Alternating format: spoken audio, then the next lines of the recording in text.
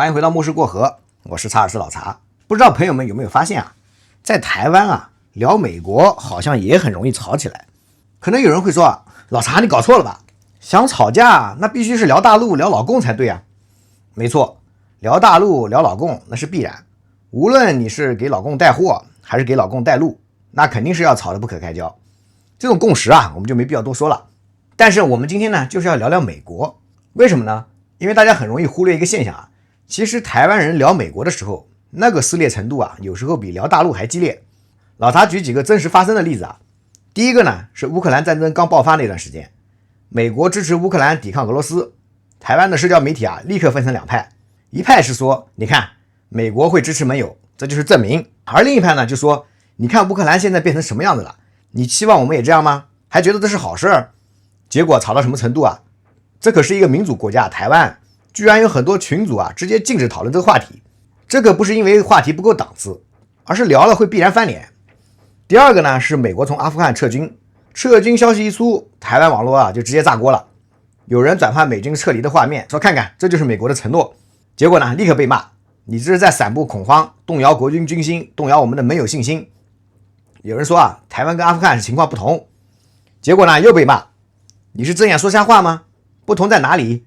这都是可以随便抛弃的。第三个也是一个常见问题啊，就是美国会不会为台湾打仗？这个问题在台湾杀伤力特别大。相信的人会说，美国已经多次重申协防台湾，你为什么还不相信？怀疑的人会说，你是看不懂历史吗？还是选择性失明？美国什么时候认真的为别人流过血？结果是什么？相信的人指控怀疑的人唱衰台湾，制造恐慌，心理投降。怀疑的人呢，反击相信的人，幼稚被洗脑，把台湾的未来押给别人。很多家庭、同学群、社团群就卡死在这一题上，因为这不是一个判断题啊，而是你把命交给谁的选择题。夸张点说啊，亲人绝交，朋友拉黑就因为是对美国看法的不同。而且情况更复杂的是，在台湾你批评大陆，你可能只是立场不同，甚至可以说是你来我往，天经地义。但至于美国，你会立即被质疑你到底在哪一边。所以大家说奇怪不奇怪？台湾人在意美国，这很正常，毕竟军事靠美国，外交也靠美国，连半导体产业都离不开美国。但问题是，在意是一回事，撕裂是另一回事。为什么同样一条美国新闻，有人看得到的是保护，有人看得到的是利用，还有人看得到的是背叛呢？而且这种撕裂不是理性讨论，是直接上升到人格的审判。质疑美国可靠性，会质疑你到底在哪边啊？相信美国的承诺，会被质疑你是不是太天真？这已经不是在讨论美国的政策了，这是在用美国给台湾人贴标签。老查呢，今天呢想拆出3个动机啊，给大家看看。我的第一个观察，同一条美国新闻在台湾的撕裂程度啊，经常超过台湾本地的议题。我们深度来看几个实际的例子啊。例子一是美国对台的军售，不是讨论武器，而是讨论身份。每次美国对台军售，台湾内部啊评论区就爆炸。但如果大家仔细看啊，会发现啊，这些论题啊根本不是在讨论武器本身。很少有人会问啊，我不是说完全没有啊，就是说很少有人会问这批武器的性能怎么样，这个价格合不合理，我们的军事战略需不需要这些装备。一般呢大家不吵这个，大家吵什么呢？其中一派说这是国际承认台湾安全地位的象征。注意啊，不是说这批武器有用，而是在说这证明美国在乎我们。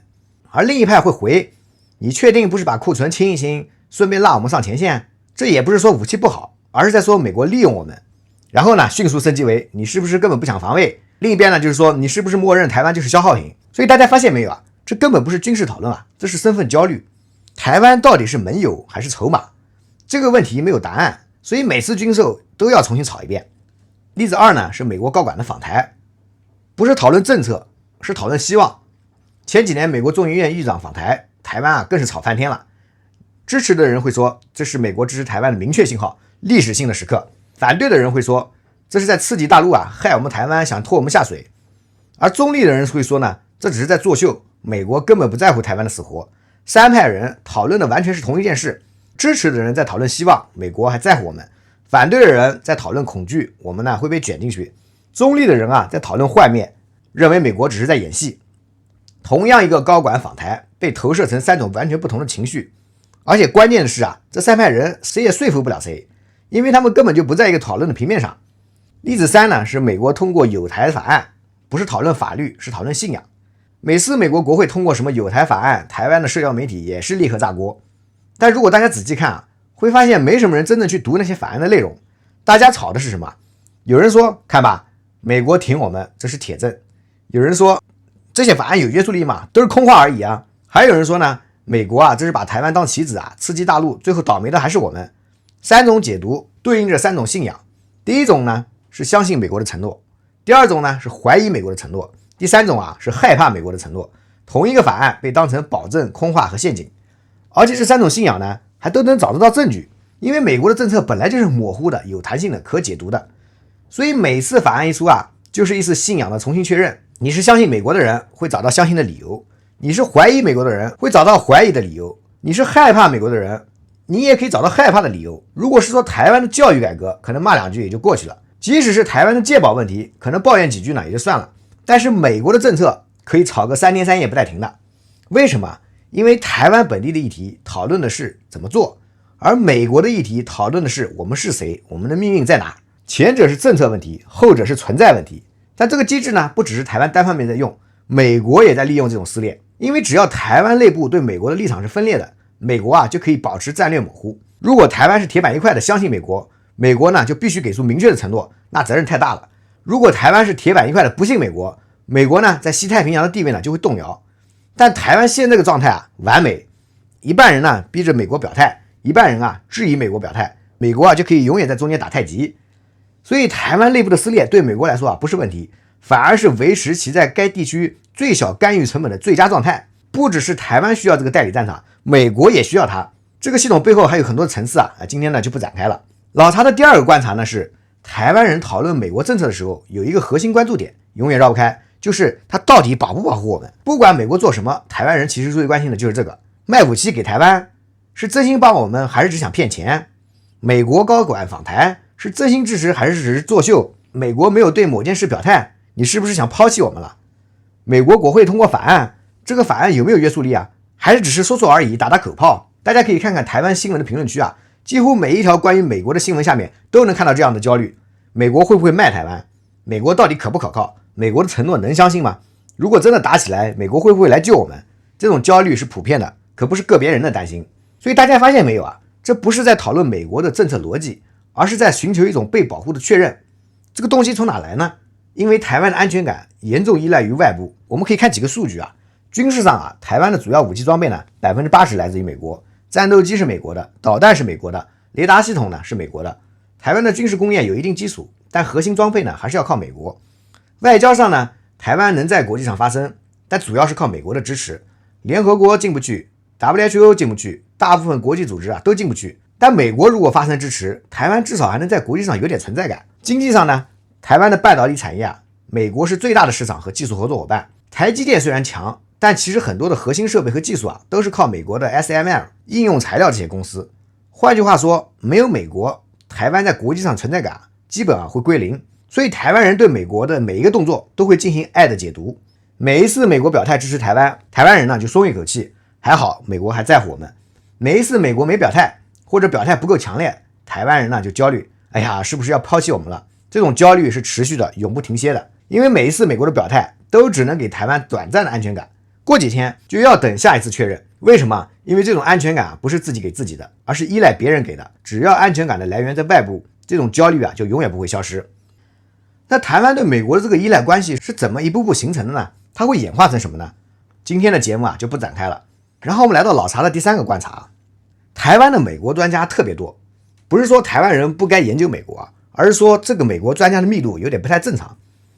当然研究老共的专家密度那不是正常不正常的问题那更是深入腹地亲身体验。这里呢我们就不多说了当我们打开台湾电视节目到处都是美国问题专家、美台关系学者、华府观察员、前美国智库研究员、长期研究美国政治的学者。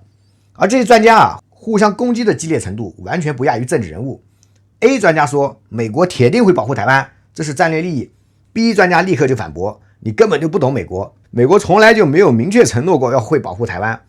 C 专家是说你们太天真了，美国只关心自己的利益，台湾只是个棋子。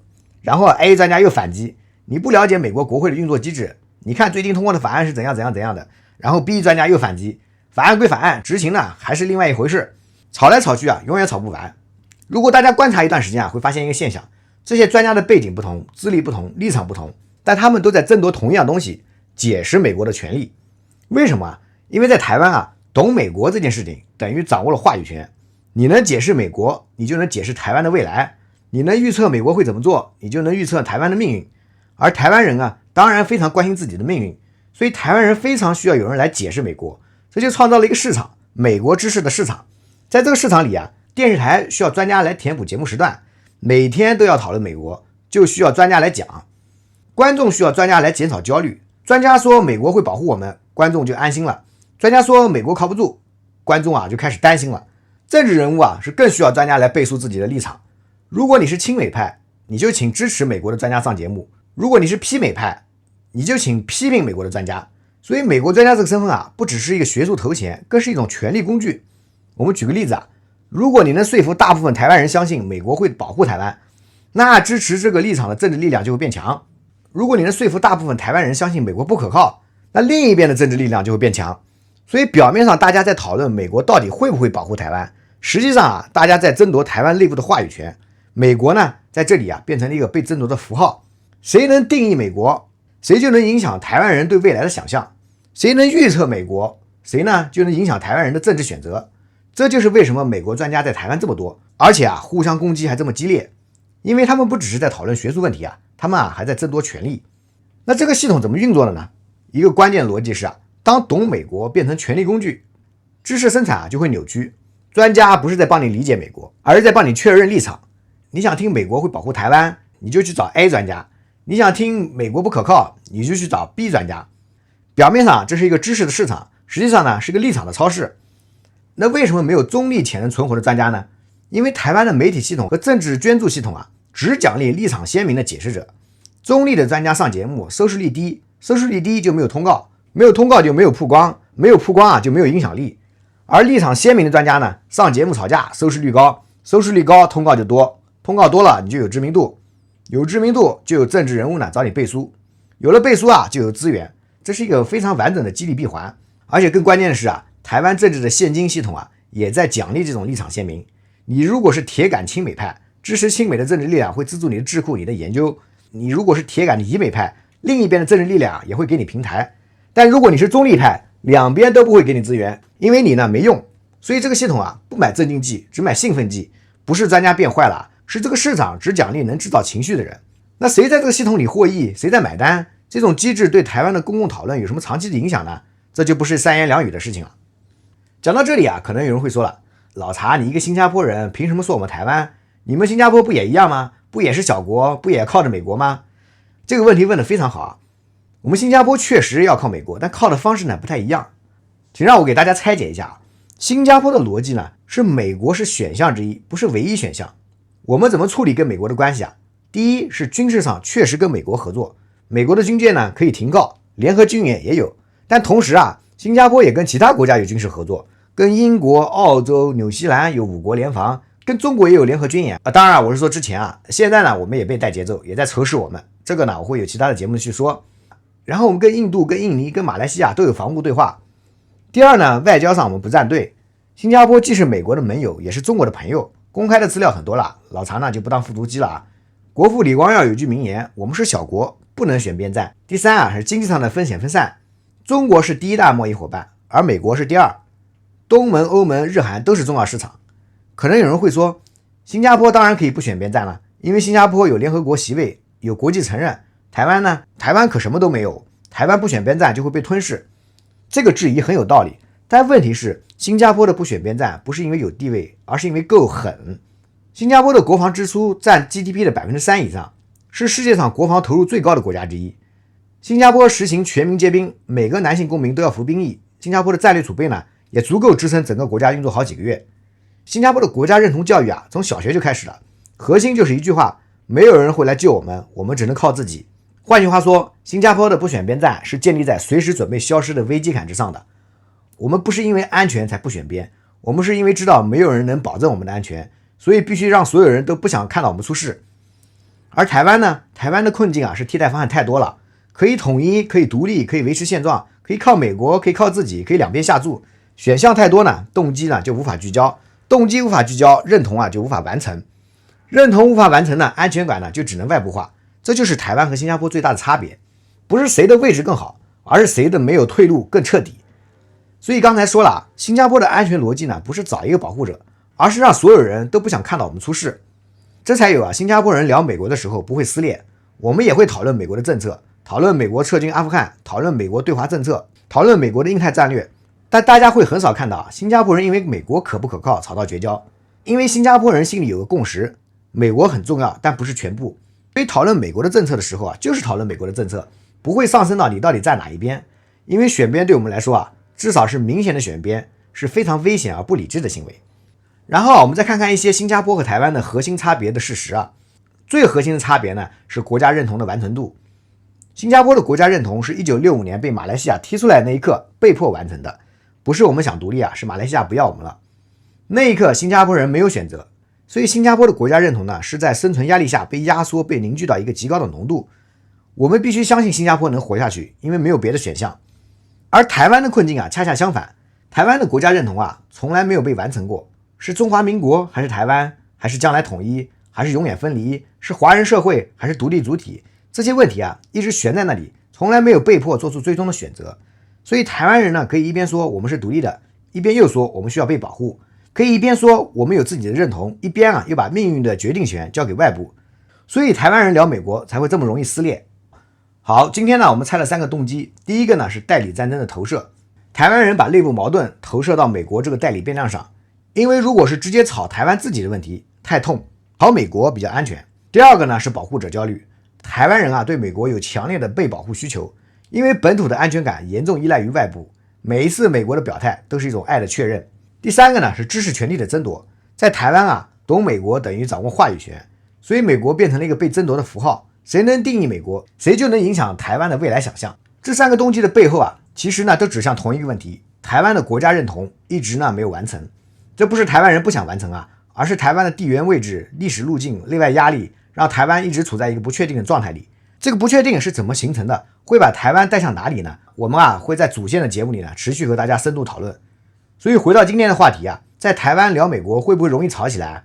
会，但吵的呢其实并不是美国，而是台湾是谁，台湾往哪里去。